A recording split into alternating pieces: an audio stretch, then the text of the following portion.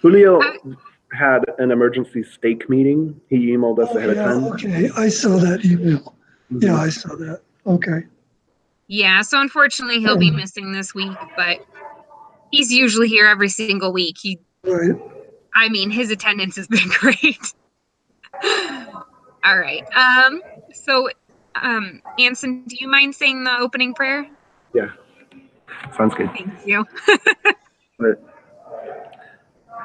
our dear Heavenly Father, we're thankful for this opportunity that we had to meet as a group for a business class, and we ask you at this time that we'll be able to achieve our goals and be able to discuss this week's reading. And we say these things in the name of thy Son, Jesus Christ. Amen. Amen. All right. So this week was all about the GSU and Barbara Norris. Yes.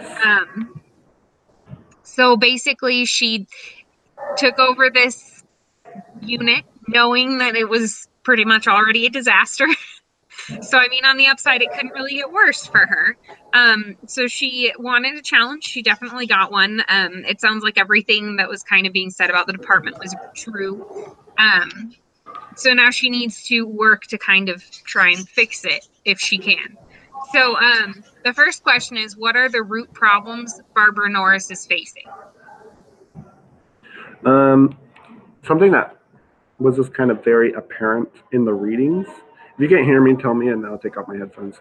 Something that was very apparent in the readings was the fact that there wasn't any unison within the unit itself, and that a lot of like the nurses with more time really looked down and were kind of like just kind of biased towards the younger ones. So there was a lot of problems within the unit itself. It just wasn't unified. It was just very divisive and it's kind of my way and the highway approach. Yeah, and it seemed a lot like they weren't even necessarily willing to teach their way. They definitely weren't thinking of it as a unit, which drove me nuts through the whole case study because, especially in situations like that, teaching a nurse to learn to do the things that you already know how to do, especially if she is staying in that unit, it helps the whole unit. It's not just helping her. She can help you with things in the future too, then, because she'll be able to get her work done quickly. She can help you with your work. It's kind of a win-win, but they weren't thinking of it as teamwork at all. They were just thinking of it as how it affects themselves. Which makes it so hard, especially for like some of the senior nurses who are so stuck in that way. It kind of reminds me of the like, you can't teach an old dog new tricks kind of thing. I mean, it's going to be hard to change their way of thinking. That's true. And I think it kind of mentions down in the reading was the fact that some of the nurses were that way just because the hospital was cutting a lot of their budget, and specifically in that unit. And so they were very much of, when these new nurses came in, it was just kind of like, look, we don't have the budget. This is exactly what we've done. And they're just kind of, they also it feels kind of tense, not only because they don't want to work together, but also because their budget is so low. I mean, they're just working with what they got, and it's worked in the past, so why change now? Which I think is also putting a lot of stress on them because they can't hire anyone to help them. And so it also sounds like even though they don't want to necessarily have new people, they also don't have the people to cover the unit. A lot of what it sounded like was they don't have the people to cover shifts to get things done. And so if they don't let the new people know how to do things, they can't do anything. But at the same time, they don't want new people because what if someone has to get fired or, you know, anything goes wrong? It's just it's a hard situation. Yeah. They're all very stressed, and it's making it worse for everyone because the more stressed you get, the more I feel like irritated you get oftentimes. Like if I'm stressed at work and someone tries to tell me to do something else in addition to the 5 other things I'm doing, I get mad. That's There's only so understandable. much a person can do at once. And so I imagine like part of it is they also don't want to train people because they don't feel like they even have the time to train someone, even though it would help them. Yeah. I don't know. It's hard with budget cuts always. Yeah, for sure. Were there any other root problems you can think of?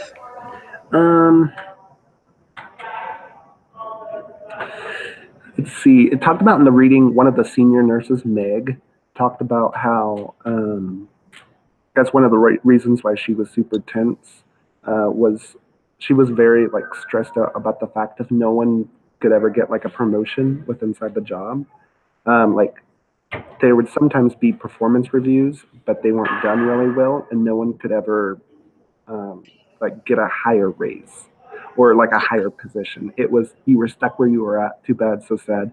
By the way, we're cutting your budget, and you're going to have to work with everyone. So I mean that also kind of added into the stress as far as that. Well, and that's hard because I mean that's not Barbara's fault either. I mean, she came into a unit where this was already the setup. So I think, I mean, going ahead in the questions a little bit, if she works to try and fix that review problem, it'll really help in the unit because if everyone can actually get feedback on how they're doing, and especially if she could talk to like the higher ups and figure out if she could affect their raises by their performance, then I think that would actually make everyone in the unit feel a little bit better and a little more secure because then they would know, you know, this is what we're being judged on. We get either a good or a bad feedback from it, basically, and stuff like that. I think it would actually help her and getting the unit to think a little better a lot. Yeah. Hello? Oh, hey, Brandon. Hey guys, sorry about that. That is okay. So, thanks for popping in. All right. So we are about to move on to the second question. Brandon, you just missed us talking about the root problems in the case. So we talked about how Barbara has trouble promoting teamwork, how people are stressed at the job, how the review system is making it worse because no one knows exactly where they're being reviewed as. Basically, they don't get any feedback, positive or negative. So stuff like that. Can you think of any other problems that you want to mention? I think you guys pretty much covered all of them. Oh, one other thing, like to the budget. I'm just like rereading the paper I wrote on it. Another one of the nurses, Luis, talked about just kind of going on a little bit, how he had to tend more to the machines than he could to the patients. So again, that's kind of going on the budget cut, but specifying that like the machines were kind of old and there was a lot of problems with those, and so that also added to the mix of stress and tension and problems as well. Yeah, and that makes it hard to do customer service. And I mean, especially if you're not sure if you're being reviewed on customer service or not, to not be able to even offer customer service and then think my boss might hate me for that, you know? Yeah. It's hard. So I think we will move on to the second question. How well do you think Barbara Norris has done in her first month as the nurse manager? I would say that she's doing the best she can. I think she could be more effective, but it takes a little bit of time to get used to a new team and new people, learn their personalities and how everything works normally. And well, you have to figure out the problems to fix them. Yeah. I think like she's done. Absolutely. I think she's done a whole lot of. I think she's done a way better job than the last person in her position, because she like kind of what it talked about when she got in there. She already knew this was exactly the problem, and so she already went and had a meeting with a couple of the nurses and said, "Look, tell me what's going wrong," basically, and they felt open enough to be able to share some of the problems, kind of let loose of their stress. Of course, Barbara's going to have to do a lot more, but I think that's a great start, to be able to identify there's a problem, try to figure out exactly what they are, and maybe put some solutions in there. I mean, it's a long process, and she's not done. It's just the beginning. But I think from that point, she's already exceeded what the past person in the position has done. Yeah, if you can get the team talking, it definitely gives you a base that you can grow onto. And I think having that meeting was just a good start. It gave her a chance to actually figure out exactly what she was working with and who would be the most willing to work with her and stuff like that, what she needed to fix.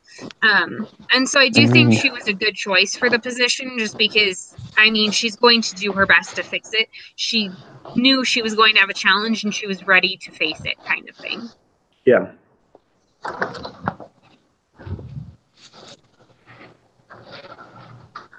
So, what changes is she trying to make and why?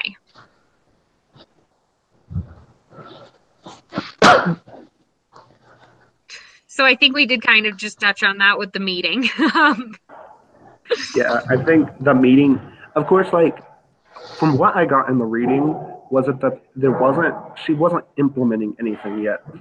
Mhm. It was just she had to sit down and was figuring out exactly why the unit was the way it was, what the nurses thought they could improve on, what needed to be different. So I don't know about like an implementation. I haven't, at least in the reading that I remember and what I have here in my notes, there wasn't so much of an implementation as there was of a, we're trying to figure out exactly what's the problem so we can find a solution. Yeah. Which Agreed. isn't a bad thing because honestly, if you don't fully assess the problem before you try and solve it, then you end up just, fixing small things. So I do think that in some ways, her assessing the problem completely before actually coming up with an action plan was a really good idea. Because if Mhm. she would have just jumped in and tried to fix the problem, like, oh, there's not enough teamwork, and then just tried to fix the teamwork, she wouldn't have understood why there isn't enough teamwork in that Yeah. group. And like it does sound a lot like she's going to fix the review process for them though. To at least try and give them something like this is how I'm reviewing you, this is how you're going to get feedback, stuff like that.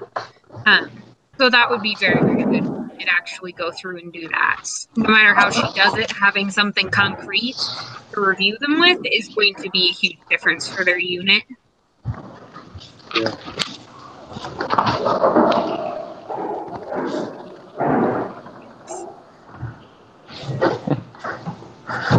They're a What bunch are of dogs. What are 3 obstacles to affecting change that Norris should anticipate, and how should she address them? I think the biggest one's going to be that older nurse that's been there that seems to think she's like the ringleader at the circus. I think she's going to be like, well, what do you mean we're going to be reviewed on how often we're on time for work and whether we volunteer for overtime shifts and blah, blah, blah, blah, blah. It's always been this way, and I've been here for 25 years. I don't want you to review us based on, your new ideas. Yeah, especially because when she stood up in the meeting and stuff, it did sound like she basically just did not want anything to change. Yeah. Which, if your unit is falling apart, you should kind of want change. But once you get used to things, sometimes it's very hard to change them. So that will be probably one of her biggest obstacles is just getting everyone to be okay with changing. Yeah. So it sounds like she's diving into the good, it's not the good fellas club, but still, it's always been this way mentality. Yeah. Yeah. That was kind of a major concern that I saw as well as just her towards the end kind of figuring out what to do when I think it was towards the end where she talked about if she wanted to hire another nurse or like a secretary to do the paperwork. And so that just falls under the problem of budgeting. And so that's a major obstacle. Trying to get all the nurses together is one thing, and trying to deal with that senior nurse should be priority number one. After that, after trying to get the unit unified, it's trying to deal with that budget, see what they can get done, because that's the next huge obstacle that unit has. And it's important, I would think, because it's the surgical unit. So you would think that would be kind of more of a priority of who gets the budget, but apparently not. Well, and I mean, you have to wonder what their budget was like before too. Maybe that's the best budget in the hospital, but for their unit, it's really bad right now. Yeah. But either way, I mean, the budget is going to be a huge problem because, like you said earlier, Anson, about the machines like causing problems and stuff like that. I mean, if she can't get the machines fixed, then they have to spend more time on the machines. It's going to cause a lot of problems for the whole unit, and it's going to make a lot of people very irritated and frustrated. And it's going to make it harder for them to actually take care of people, which they also really need to be doing in their positions. So I think that that's going to be a pretty big obstacle too. Yeah. I like that she brought it forward to the group during the meeting and said, you know what, if we want to hire a secretary, we can, but that means, XYZ doesn't get funded. So she's being very clear with the group and saying, look, here's our budgetary allotment, here's the dollar signs. We need to decide what's most important as a group, what's going to make it most effective and what's going to help us out the most. Is it a secretary that comes in just to do paperwork? Is it an extra nurse? And you guys are going to have to learn to deal with doing more paperwork yourselves. You know what I mean? Yeah. Yeah. And I think that was very good of her, especially because, I mean, it seemed like she was trying to use the skills she learned from the other units she's been in. And having everyone like discuss and make that decision as a team, I think it does help them to build that team mentality. And it also helps them come to like the realization that that's kind of what she has to work with. Because I think if she would have just said, so this is what's happening, they would have been like, oh, but why can't we do this? Or why can't this happen? And so like this way she's giving them the options and saying, this is the only two options. This is why. If we do this, this is the consequences. If we do this, this is the consequences. And so it helps everyone to like understand her position and to kind of come to terms with what their situation really is, which I think was a really good step for that team. If they can make a decision like that, I think it'll be good for them. Yeah, I agree. And that leads right into the next thing. So we need to come up with kind of an action plan for Barbara Norris. What do you think she should do? Why, kind of thing, to try and get this unit kind of to be an actual unit, basically. A couple things that I wrote down is basically when she had the meeting, some of the nurses listed their concerns. Create a list, try to talk to some more of the nurses, if not all of them were there. A list of each of the concerns and try to, I don't know, they could have another meeting to try to create some of the solutions so that kind of all the nurses are on board. Or she could try to create the solutions herself, then present it in another meeting, and then them vote on yes or no and try to fix it from there. I mean, that's kind of like the action plan I had in mind. It's like create the list of problems, and you could either have another meeting and create the solutions together, or she creates the solutions, presents it to the group, and then the group decides yay or nay and tries to fix it from there. I mean, that was just a couple of like the action ideas that kind of came up in my mind when I saw it. But well, and I think a good point from that is like either way, she kind of continues having meetings. So I think that having meetings within the whole group helps them to discuss things and actually open up as a group about things. Because otherwise, I think they're just going to kind of keep it to themselves, or just go and complain to her about it. Because like when she took the job, she had literally everyone in the department wanting an individual meeting with her. And so I think having group meetings more regularly will help her keep them talking and keep it feeling more like a group so that she doesn't have as many people complaining individually about different things. Because honestly, they might bond around problems too. I mean, everyone in the unit might be irritated about the budget problems. And yes, that means everyone hates the budget problems. But if it can get them talking and actually working together, it could be a good thing. The other thing is, did they actually look at the budget, like, besides just how much they spend on personnel? Like, how much are we spending on,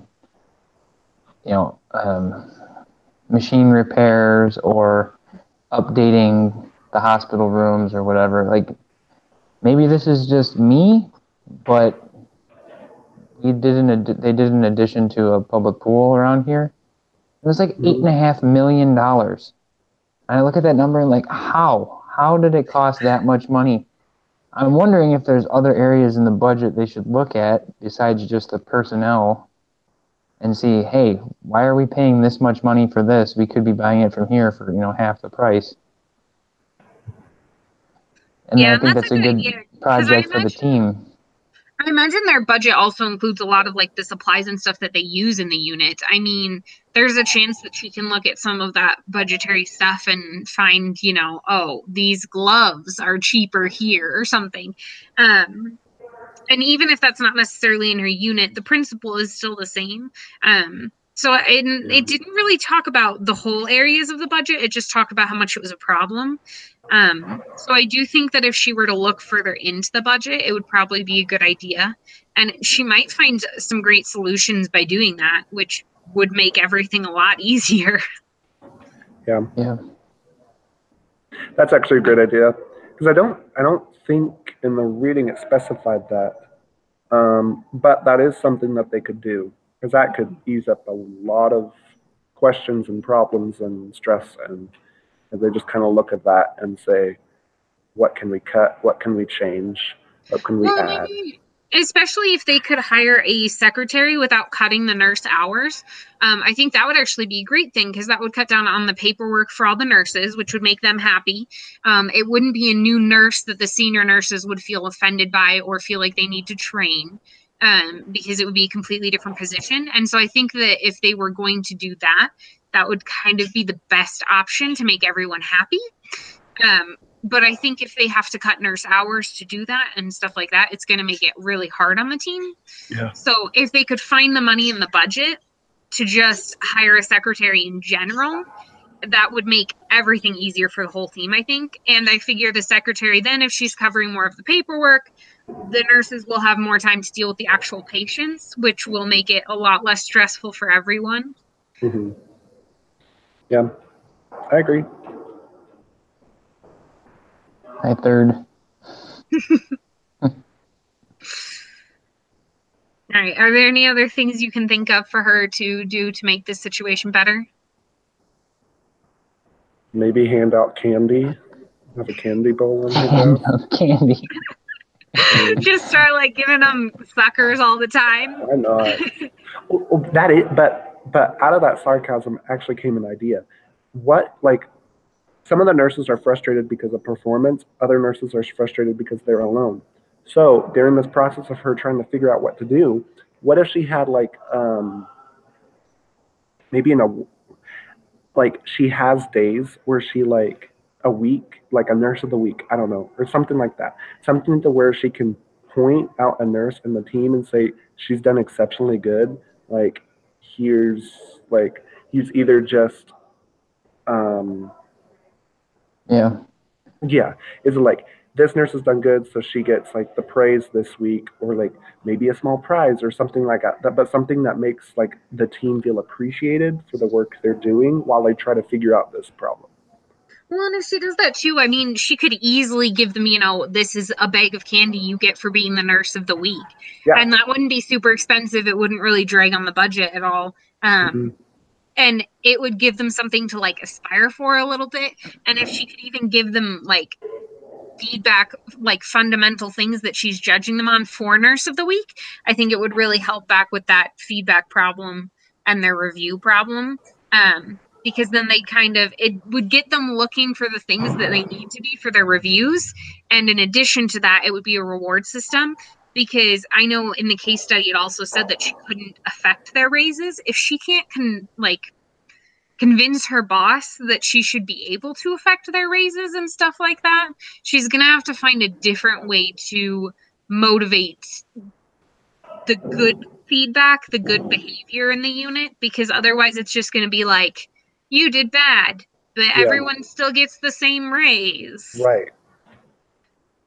So participation trophy. Kind of, yeah.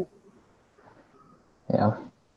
I agree because you have to have in almost every situation in life, at work, in your house, when you're teaching a kid how to do something, you has to have positive consequences for doing things correctly or trying harder or being the hardest working in the group, then there also needs to be negative consequences for breaking the rules or doing things that are bad for the group.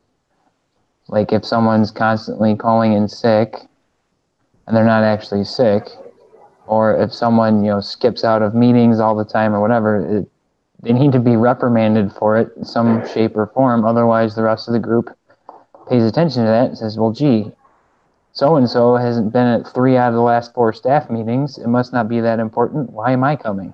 Yeah. Well, and especially if they're not getting paid specifically to be at the staff meeting. Yeah. Because I know at my job, like if we have store meetings, it's before the store opens and we're all paid to be there and we're all required to be there. But nothing actually is really important that they talk about. But at least we're You all sound being so paid happy. to be there. And one time, this is a complete sidetrack. One time my boss had us all write down a beverage that we wanted, and he was going to go get it for us at our group meeting.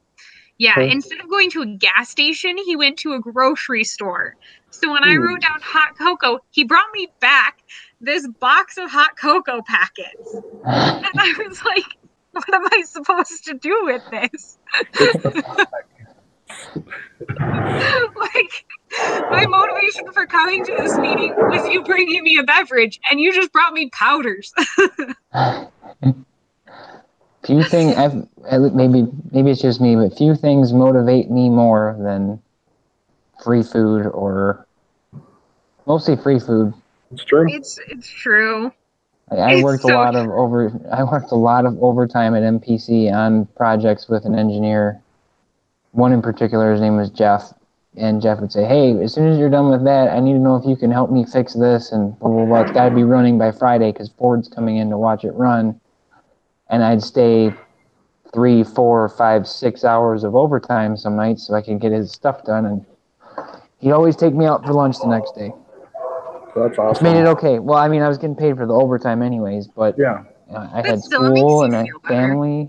Yeah. Yeah. Makes me more willing to be like, yeah, sure, I'll stay a couple extra hours over and help you fix it.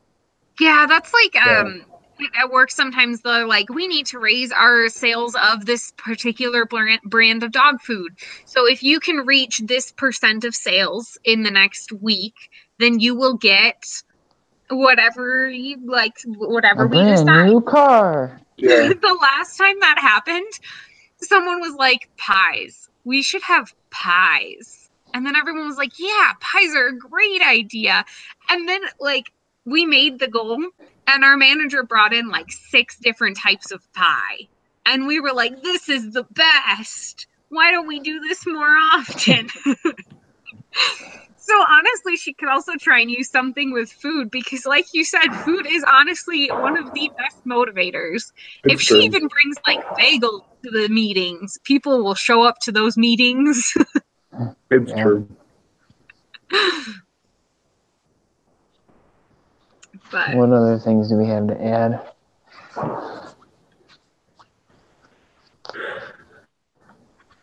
I mean, that was all the questions. I mean, I think we kind of hit on some major points, as well as like creating new ideas and solutions that maybe Barbara could do. Just because like hospitals are hard and they're already stressful as is, because you have to deal with a lot of patients, and sometimes the patients get interesting. So like, while they're already having problems within the unit and they're having problems within like the staff and the budgets, then you're having to add in the mix, especially on the surgery unit. There are patients and families that are ticked all the time. And so they're going to have to add in that stress as well.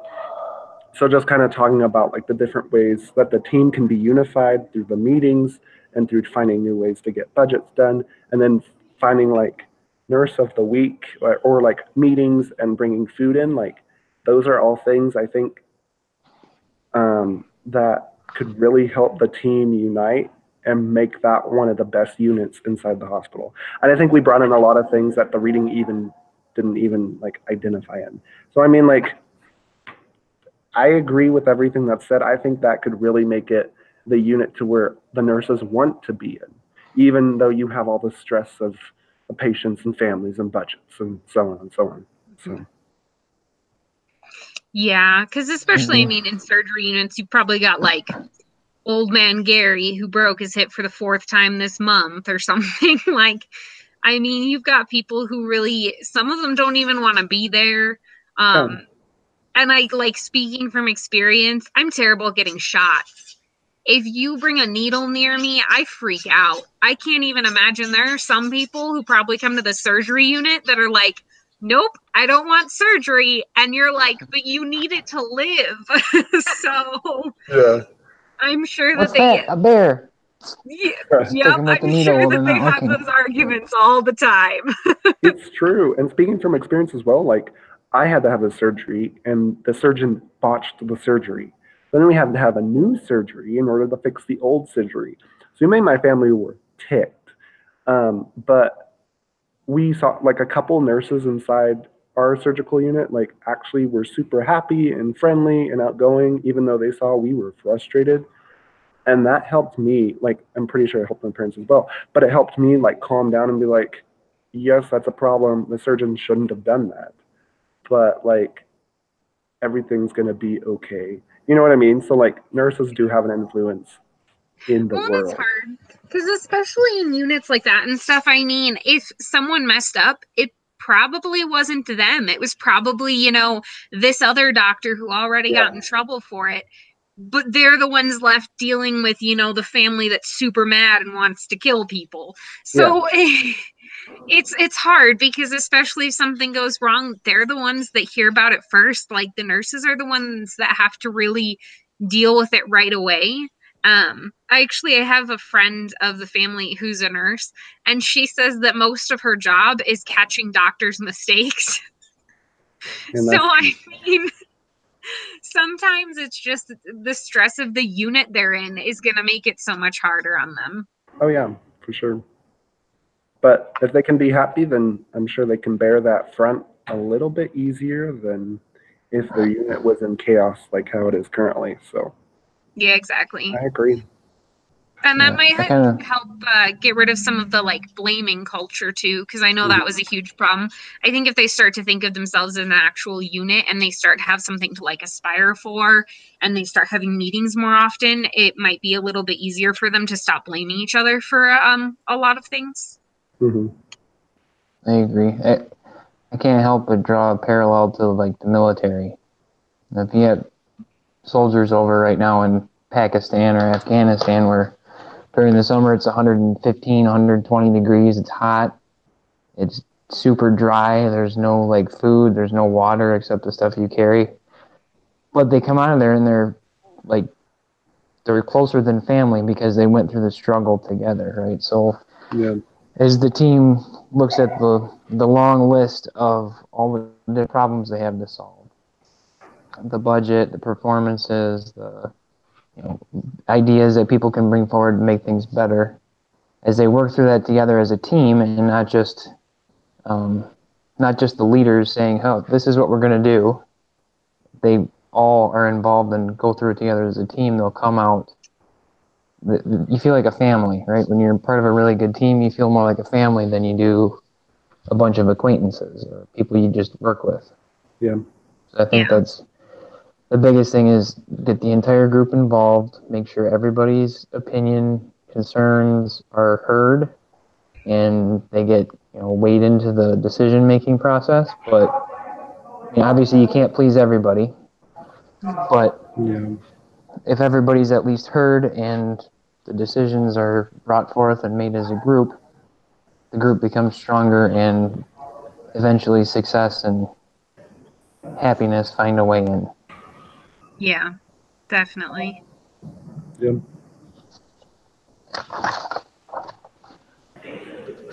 What do you guys got going on tonight? More homework. Yeah, me too. I got a deer I got to finish butchering. Oh no. Oh. I I had my phone plugged in the kitchen on the charger. I was downstairs grabbing my meat grinder and some of my vacuum sealer and my bags and stuff, and I was like, "Oh crap! It's after 7. Sorry." Yeah, that's okay. We were both like, wow, usually he's really good about being on time. He usually doesn't miss. This is insane. Well, there's no clocks on any of the walls in my basement. And I was down there. I couldn't find my meat grinder. I don't know where I put it. I found it. I came up the stairs and I was like, "Oh no, it's after 7 o'clock. I thought I had a little bit more time." Oh, sorry about that. No, that's okay. That was perfect timing. So Yeah. that was good. It worked out just great. I was up till 3 last night. I got most of it butchered last night, and I had to finish it tonight. I was up till 3 in the morning, and then I got up at 6:30 to go to a dentist appointment. And then I went to work until 6, and here I am. There we go. 6:30. Caffeine doesn't work on me anymore. That's okay. Yeah. And 6:30 dentist appointments. Man. Oh no, I got up at 6:30. I had to be there at 8, and it's about an hour drive, and it was snowing this morning, so. Oh, okay. I thought I the gave myself a appointment little was bit at extra time. 6:30, and I was like, that's early. No, I don't know any dentists that are open for patients that early. Yeah. Well, and I just generally I aim for a little bit later in the morning when I make appointments, just to be 100% sure. Like I made my doctor appointment for like 2:30 today, and I was like, that's perfect. I can sleep in. I'll get there, and I'll be back before the meeting. And then I sat in the office for like a half an hour, and I was like, I'm gonna end up missing this meeting because my time the meeting's at 5 o'clock. So. Oh, that's right. So I got back to the house at 4:45, and I was like, yes, perfect timing. That's right. You're in Nevada, aren't you? Yep. Wow, all different time zones. It's crazy. Say, where's Julio at tonight? Julio had a stake meeting. Yeah. So, Oh, that's right. He did say that. mhm. I'm on the hunt for another job. There we go. What are you looking for? I don't know. I'm trying to look more towards management and higher pay. Yeah. The hard part is being a specialist in automation, maintenance, robotics, and engineering. Typically, the position I would be looking for, which would be like maintenance manager or automation manager or project lead on continuous improvement projects throughout the plant or whatever. Those are all typically, you get 45 to 50-year-old applicants who, they have 25 years of experience doing this stuff. And here I am at 28 years old, like, hey, I've been working with robots for 10 years. And people are like, yeah, right. You're still wet behind the ears. So you said automotive, right? Automation, automotive plant. I've worked in automotive plant. Oh, okay. That's true. It's not much fun. I left there because I was working like 65, 70 hours a week. Oh, man. Crazy. Yeah, and it was an hour drive each way to work and back. And then where do you live again? I live in southern Wisconsin. Wisconsin. Oh, so you're right. Because I know on the news, I was just watching it the other day, and so GM announced all those plants that they're closing up there, right? In that whole area. They're closing most of it sounds like they're closing more of the ones overseas than the ones in the U.S. There was a plant in Janesville, which is 45 minutes away from me, and that closed, I want to say like 10 years ago. Yeah. They closed that down like 10 years ago because when the whole GM, the economy took a dump and GM was bought out by the government basically to keep people employed temporarily until GM could be sold to another company. Which didn't, or no, sorry. No, GM just closed plants, and then Chrysler was also bought out by the government, except Fiat bought Chrysler. So the Italian overlords own Chrysler.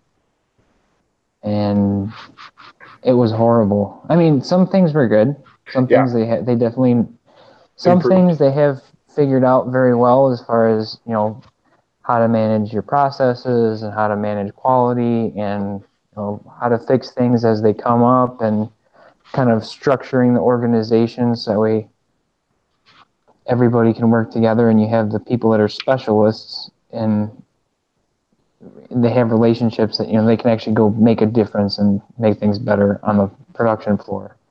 But the hard part was, I don't know how many hundreds of times they had, you know, the gold plants were the ones with the highest profitability, right? The lowest scrap, the best output, the happiest workers, the least amount of injuries and least amount of downtime, blah, blah, blah, blah. Pomigliano plant in Italy was the number one for Fiat. It's like, oh, everybody needs to be like the Pomigliano plant. And they make 2 scrap cars a year. You know, Chrysler makes 20 a day in Belvedere, Illinois. Yeah. Like, you know, we need to strive to be like them. We need to strive to be like them. They're doing this, so we need to do it exactly how they're doing it. We need to do this. Here's the training that documents that they use. We need to train our people the same stuff. And I started until one day I talked to one of the guys from Italy who came over to kind of like coach us. Yeah. I said, I forget his name, Santiago. I said, Santiago, how many cars a year does Pomigliano produce? Because they only make one model. They make the Fiat 500, and that's it. Yeah. He said, oh, they make like 30,000 a year. And I was like, what? He's like, yeah, they make like 30,000 cars a year. I said, we make that in a month, less than a month. That's 3 weeks to 4 weeks worth of production for us. Yeah. I said, how can you guys be the flagship for the entire company when you make nothing? I said, your machines must be sitting at idle and you guys just spend all your day cleaning them. He's like, well, yeah, but we don't have any scrap cars. I said, if I had a week to make one car, I wouldn't make any scrap either. We pump out a brand new vehicle every 52 seconds here. Yeah. And that runs through Easter, through Christmas, through Thanksgiving, through New Year's, through the 4th of July. It is around-the-clock production. Yeah. Well, and I hate when companies do that. When they're like, oh, well, this company does it this way, so clearly your store could do the same. Because, I mean, for our corporate, they'll be like, oh, well, this store in Texas does it this way, and everything fits perfectly. And I'm like, but our end caps in Nevada are smaller and taller, so it doesn't fit like the picture. Like, nothing you were saying actually works in Nevada. Like, it's true. And like, it was so funny. So most of the places are like in Texas and Florida, and especially in Florida. So there was literally just this huge hurricane thing, like hurricane preparedness. For like an entire month, our store was promoting hurricane preparedness. And so everything they sent us had the hurricane preparedness symbols on it and all that stuff. And we were like, you understand that this store is in the middle of a desert. Like, and they were like, yeah, there's like the hurricane symbol on things, and like, make sure you have your life jackets for your pets just in case. And like, and we were like, oh, the number of life jackets they sent us, we were like, I hope people take their dogs swimming in Tahoe this year, because that's the only way we're gonna sell these. Like, that is ridiculous. So. Oh, it's so hard when people are like, what works for this one store should work for all the stores, because that's just not how it works, really. Yeah, that's true. Especially because the world has changed a lot, and the marketplace is so much more global than even 10 years ago when I first started working in factories. You know, if you wanted to buy something, a part or a machine or a motor or something from Germany back then, it took a month and a half, 3 months sometimes. You know, because you had to place the order, and then the German company had to make the machine, make the motor, and they had to fill out all the customs paperwork, which includes a full bill of materials and shows them exactly what goes into the motors to make sure there's no weapons or bombs you know, like being smuggled to look like a motor. Yeah. And then it took, you know, a week and a half to 2 weeks for it to ship, if you could get it in the air. You know, so it would take forever. And now there's hubs everywhere. So if I want to order a special motor from Mitsubishi, they probably have it in stock in Chicago, and I can have it in my factory tomorrow. Yeah. Yeah. It's crazy how much things have changed. That's crazy, but yeah, I see it. It's true. All right, we good? Yeah. I'm gonna go I think chop up so. some deer meat. All right. Have fun with All that. right. Do we need to do a closing prayer? Yeah, I can offer it. Dear Heavenly Father, thank you that we could have such a good group meeting and that we could make it and have a good and thoughtful discussion. And please bless us to have a good week. In the name of Jesus Christ, amen. Amen. No. Oh, All and right. by the way, I will probably not be at the meeting next week. I'm going to be in Disneyland, so Ooh, fun. yeah, Sounds going on fun. a fancy trip. Do you have kids? I do not. It's literally just me and my husband, but his family loves Disney more than anything else in this universe. It's actually a little frightening. And so I married into it, so now I'm stuck. Um, but his parents are going, and so is his little sister, and they were like, hey, we will just get a bigger hotel room and you can stay in the room with us and we'll pay for your park tickets if you guys pay for the flights. And so we were like, we're going on vacation. That's so fun. Nice. Speaking of kids, I gotta go get mine in a little bit too. So, All right. all right, You guys. night, guys. Have a See great ya. night, guys.